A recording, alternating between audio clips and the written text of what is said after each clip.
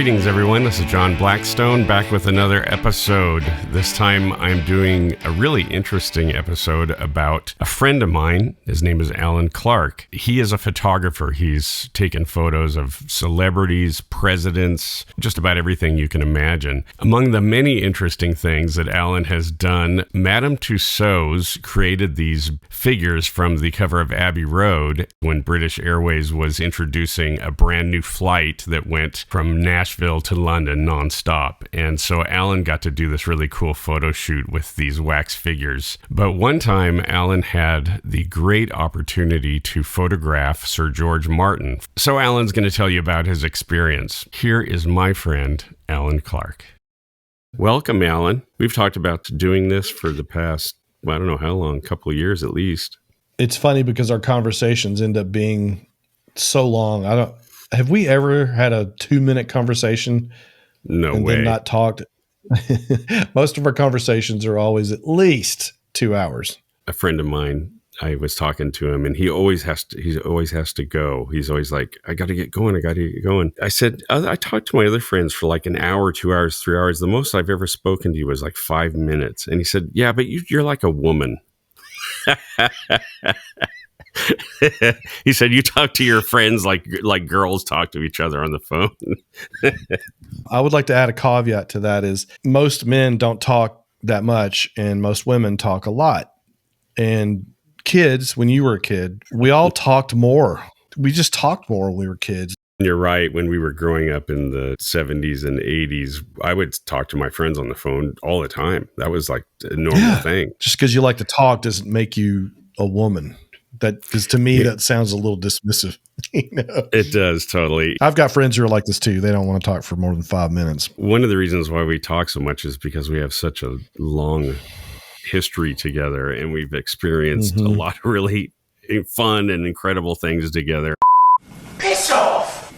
Oh, get in, you boys! All right. You can either go back to your dingy old flats, or you can sign here on the dotted line, and it's going to be countdown to payday. Take your pick. So tell us, what is it you like about our music anyway? I haven't even heard it yet. What do you mean? When I first met you in Nashville, I'm sure it didn't take you very long to realize what a total Beatles fanatic I am and was. I will never forget the day that you called me and you said, you'll never guess who I'm taking photographs of. And I was like, the first place my mind went to was, it's got to be a musician, because he knows I'll be thrilled about that. But I never in a million years could have guessed that you were going to photograph Sir George Martin. Just remember the day you told me. I even have a picture in my mind of where I was sitting when you told me. What an incredible experience to be able to do that. And I've been wanting to share this with the people on my channel forever. So I would just ask you to start by telling me, how did the gig come to you? Musician Magazine had their home office here in Nashville because they were owned by the same company that owned Billboard magazines. A friend of mine named Derek Selby called me. He was the art director. He was at a different magazine that I had done some work for. And so he was just absolutely thrilled that we could, work with George Martin. And I don't know if you remember this, but George Martin, at the end of his career, decided to put out a record for MCA Records. He did this as tribute to the Beatles, but also a tribute to his career. He had to promote that record. So he had to show up in Cleveland like every other artist on MCA Records, and he had to promote his record. Poor guy. Rock and roll! Rock and roll! Here we go! Hello, Cleveland! Hello, Cleveland! Let's go! Come on! I'm sure he didn't want to do it, but he did it anyway contractually. You know what I mean? So I flew to Cleveland and we, shot for 4 hours. I mean, if this had been anybody else, they probably wouldn't have given us as much time. For some strange reason, we got 4 hours with them. Well, looking back, people always ask me, what's your favorite photo shoot that you ever did? I always say him. When you were photographing him, was his wife there the whole time, or did she just kind of pop in and out? Or I know you met her at some point. She came in later. I think we started like the first 30 minutes and then she came in. And I remember her asking if he wanted some tea because it was tea time. That teacup is right there. Really? That's amazing. Yep. I love it. Cool. I've never been the guy that steals something fandom wise. I've never been that guy, but I was that. I knew enough to know to do it that day. Yes. So to me, one of the coolest things that you did is you thought to bring an apple with you. And at the time, I just thought that's such a great idea. I thought that was brilliant that you brought the apple and the photograph of him with the apple and then the sheet music. And at one point you asked him to do something for you. My idea was to get this conference room table, very long table, 20 feet long, maybe. And I bought enough sheet music, which is insane. It was almost $200 worth of sheet music. My idea was to load the table up to where it was just a sea of sheet music. The very end of it, though, was blank sheet music. So I thought, he's in his madness. He's writing strings for Eleanor Rigby. That's what I thought in my head. The little finishing touch, Derek bringing the apple and setting it down on the sheet music. I'd already done the bug shot. I don't know if you remember that. I'd put Beatles all over him, crawling on him, and he was trying to slap them off like this, which he loved. He thought that was hilarious. That's a great idea. I think I still have them. I think I still have at least 2 of the Beatles. That I put on his shirt that day, but I thought it would be funny of him slapping the Beatles off his shirt, and that ran on the inside of the magazine. So it worked, and they loved it. There's a shot of him like looking like he was thinking like this, and then right when his wife walked in, she asked him something, and he went like that. So it looks like he's really thinking, you know what I mean? But it's him just responding to his wife or looking in her direction. So he's not thinking, he's looking at his wife. To shoot him, I used 2 Hasselblad cameras, and they were the same cameras that the astronauts used on the moon. Tang cameras? Tang, like the orange drink that we all love. That the astronauts took to the moon. I'm thinking about having some Tang right now. It's just pure orange sugar, Exactly. Can you believe we passed that stuff off as a health drink? Yeah. Yeah, totally. Apollo 11, the first man on the moon. Milestones of NASA manned spaceflight.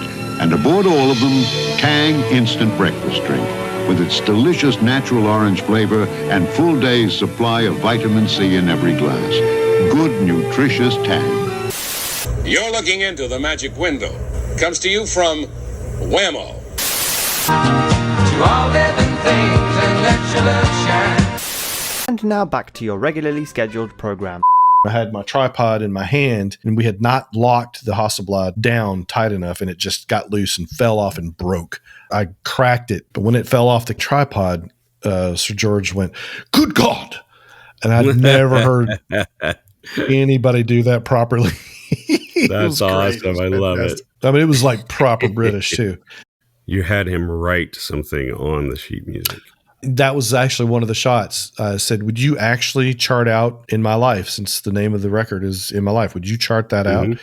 And I'm going to take photos of you doing that. So I've got photos of him charting out the bum, bum, bum, bum, bum, and just did the notes. Dun, ding, dun, dun, dun, dun. And then the fan guy, like the future fan that I was going to become, kicked in and I asked him to sign it to me. And so he signed it for Alan, and it's In My Life on the sheet music, and it's in the hallway. I'll go grab it in a second and hold it up. I'll tell you the thing that really was interesting to me, which is most technically trained musicians wouldn't think anything of this. But since I don't read or write music, nor do any of the guys in the Beatles, the first thing that came to my mind was how strange that someone can write down just from memory, write the melody line of a song, but it's just nothing to him. It's like clipping his fingernails, you know? You know, it's like a language. It was a language, and he spoke that language very well, you know? Yes.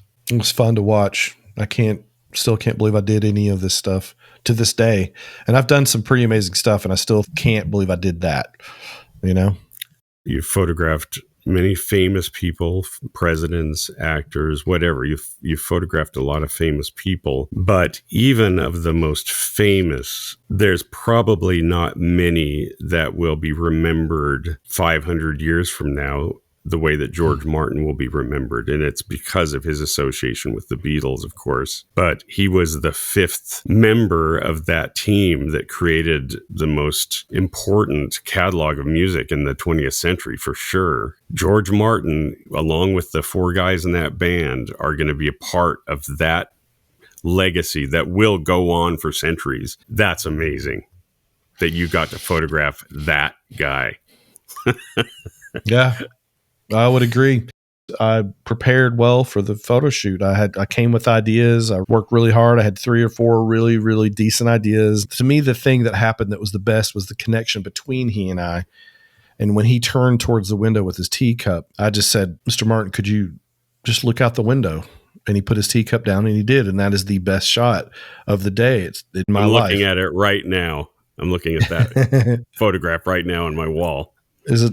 Oh, it's on the wall. There were a lot of thoughts that ran through my head. One of the biggest thoughts was, no matter what I do, this is not the most creative thing this guy's ever heard. So I let that kind of take up space in my brain, maybe a little too much. So I was intimidated, but he, from the get-go, right when he walked in the room, he just made me feel better.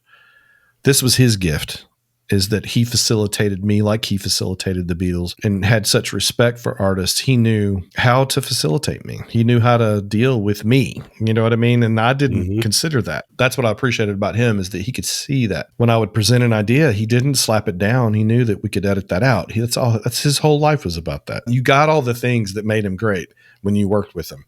Trust.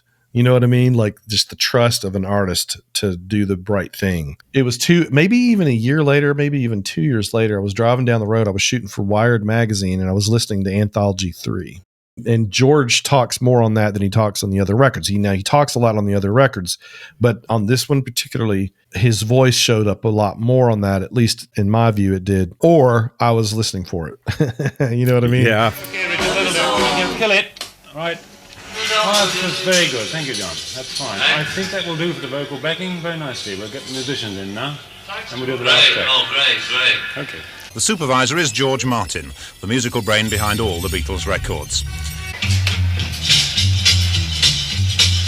Okay, Jeff? Yep. All right, here we go. Okay, Richard. Here comes the thing. Watch it.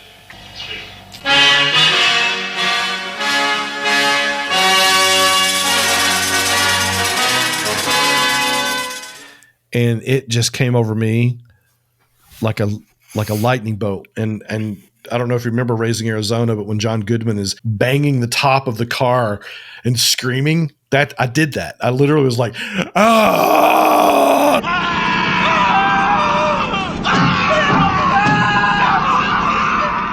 I was banging the top of the car because I realized who I had met with, who I had photographed, what my place in history was now. Right. You know what I mean? Sure. And how I met greatness that day and how he met me. And I swear, John, after we did the teacup shot and he looked out the window, he called me clever clogs.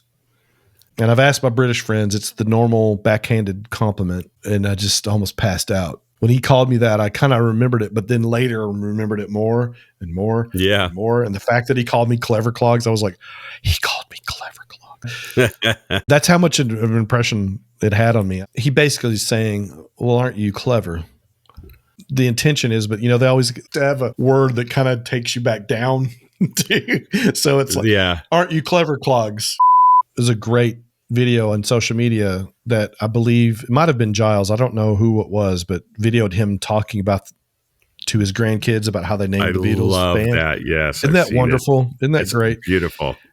There were 4 of them. And I said, who are they? What are they? And he said, they're a group, we call them the Beatles. And I said, well, that's a silly name for a start. Who would ever want a group with the name Beatles? And he said, well, it isn't the Beatles you think of. It's Beatles with an A in it, like beat. Ooh. The beat. So I listened to what he said. I said, well, I'll have to hear them, first of all.